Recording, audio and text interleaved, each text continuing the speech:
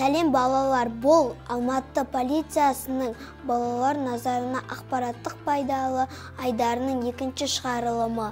Ал мен оның жүргізушісі Аяру Ерсінқызым.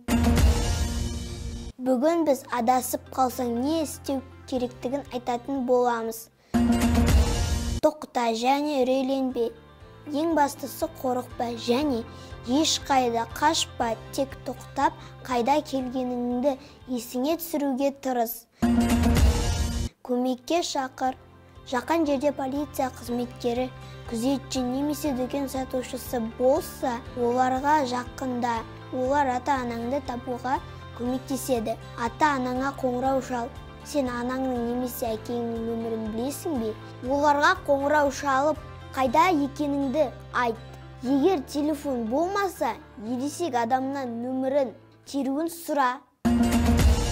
Біреу көмектесуді ұсынса да, ешқашан басқа біреудің көлігіне отырма, немесе бейтаныс адамның артынан ерме. Ата-анаңды тұрған орнында күт. Маңызды нәрселерді есте сақта. Әрқашан атыңды, тегіңді, ата-анаңның телефон нөмірін және мекен жайыңды біл. Бұл сені тезірек табуға көмектеседі. Егер осы ережелерді есте сақтасаң, сен әрқашан кез келген жағдайды жеңе аласың. Келесі шығарылымда кездескенше.